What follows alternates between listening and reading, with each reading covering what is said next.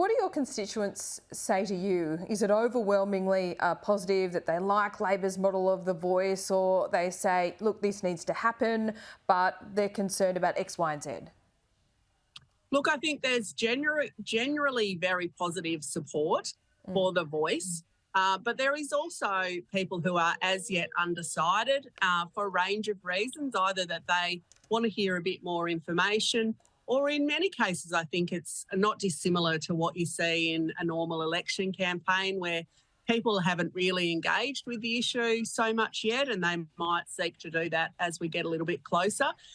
There are a range of other things happening for people and going on in people's lives that are concerning them as well, obviously. So the voice is not everything that people are talking about at this point. I expect that people will start to engage with it more the closer that we get to the referendum. But certainly my sense is that there is strong support already here on the ground.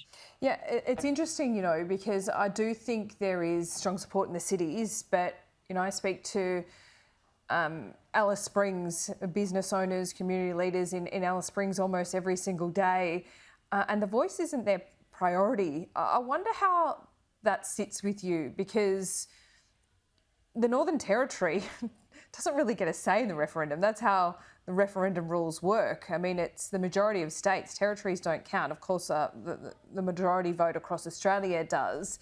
And some of these Indigenous communities themselves are really sceptical about how this is going to change their everyday lives. Does that weigh on your mind?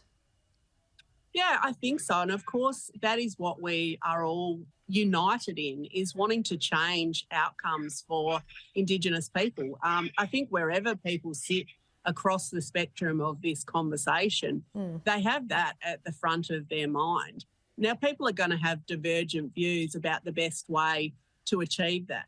The proposal that we have before us is for constitutional recognition and for the voice. And I believe that that will create tangible outcomes.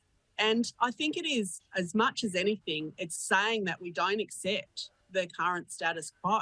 And I think we all agree on that. And as we move closer towards this referendum, there is going to be a range of views and there is a diversity of opinion on the best way to deal with that issue. But what I would encourage people to do is to keep that in the front of their mind, that everybody is united in a desire to change outcomes for First Nations people. You often have the courage of your convictions. I think conviction politics is not as common as we would like. But a serious question, Bridget. You often disagree with the leadership in the party room. Why do you want to remain in the Liberal Party? Look, I think there are several reasons.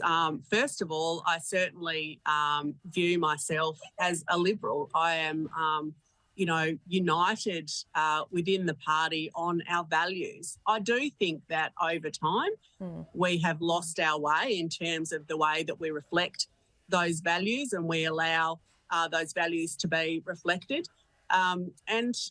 So I think it's important to speak up and say so. I think, I want to see us be the party that we once were. I want to see us return to that strong, proud tradition of the Liberal Party. And I think that we have lost that along the way. I want people to be proud to support us. I'm prepared to fight for that, I guess. Now, I agree with the vast majority of Liberal Party positions. I vote with the party 97% of the time. But when I don't agree, I think it is my responsibility to say so. It's my responsibility to my constituents, but it's also my responsibility to the party because I care about the party and I want it to be better. And I'm prepared to fight for that. And just quickly before I let you go, Jacinta Price is being talked about as the obvious choice to be the Indigenous Affairs spokesperson for the coalition.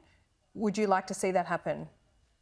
Look, I don't really have a view in relation to who that person should be or who should take on that role, and that's a decision for the leadership to take.